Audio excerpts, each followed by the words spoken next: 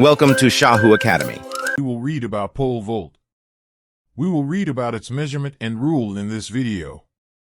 So let's begin. First of all, we will measure the landing area. It has a landing area like you see in the image. There is a crossbar on top of it which the player has to cross like we did in the high jump. The player runs and crosses the crossbar and lands. Same thing happens in me. But with the help of a pole, we reach this height, reach the crossbar and then cross it and land. What is the length of 6 meters? We are talking about international competition. So its length should not be less than 6 meters and the rest of the competition should be 5 by 5 meters. The height will remain 0.8 meters or 80 centimeters. Its height will remain, and in addition, look here, this planting box is called planting box or stop box, from here to this landing. How much will the distance to the area be? This slope will be 10 to 15 centimeters, and here you can see that it is forming an angle in such a way that it is forming an angle of 45. The front part is, it should be 2 meters, it should not be more than that, and after that, the length of the runway is 40 to 45 meters. It is measured up to the stop box. 1.2 meters of the runway remains, and this runway should be of white color, and its thickness should be 5 centimeters after that planting box is now in this image. Here you can see what you are seeing is the planting box, and it is metallic. Look, the player will come running from the runway, and here he will give his pole, and then he will rise up with the help of this ball, which is his measurement.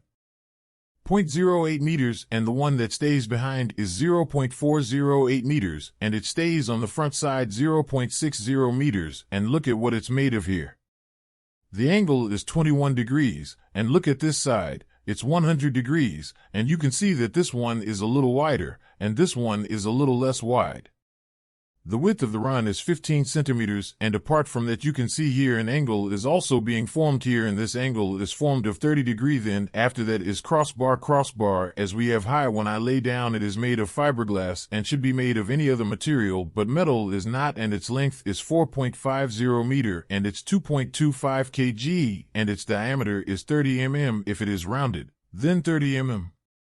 Its diameter will be, if it is in, then the length of each of its runs will remain 30 mm.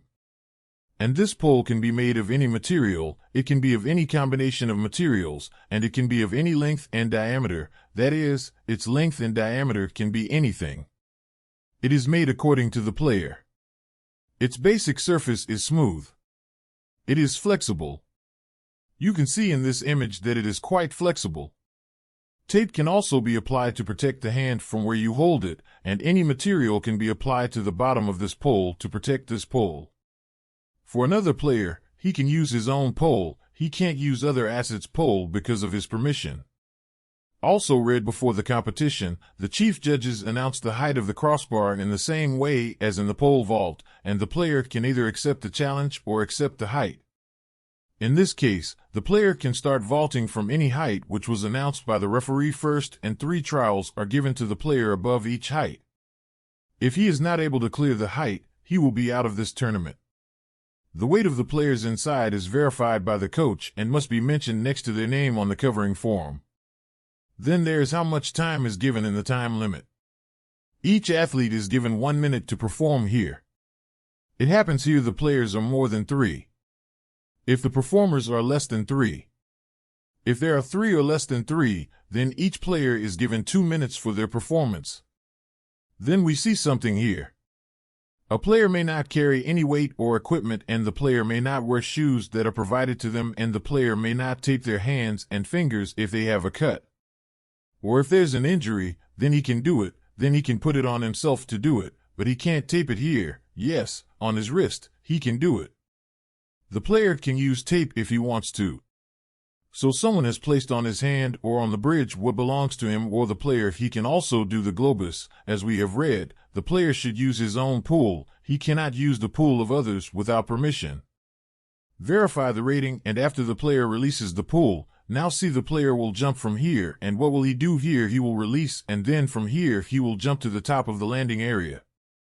And when he releases the pool from here, no one can touch this pool after that. Even the player himself cannot touch this pool again.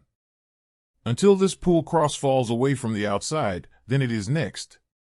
The player who crosses the highest height here, except that no one else can cross this height, will win, but if there is a tie between two players, both of them will be equal.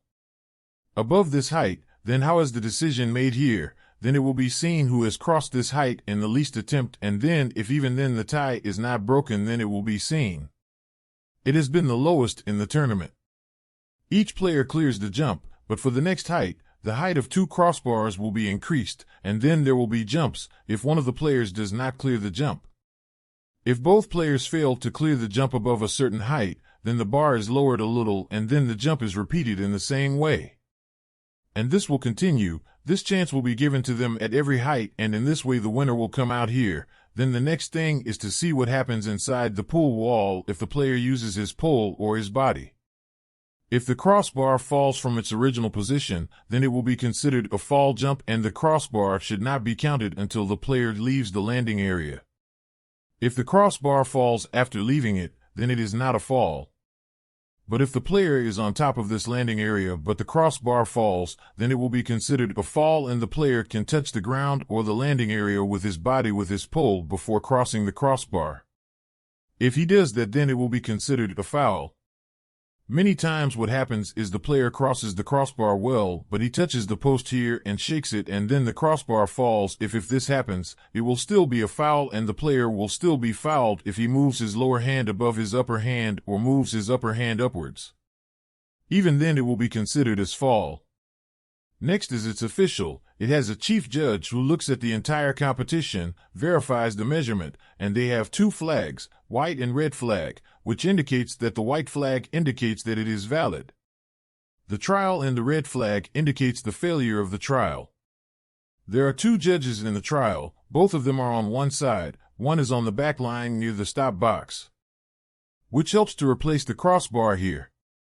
Well, if it is crossbar, then the chief judge will do the key to replace it, and the poles that are fixed here should be properly placed here.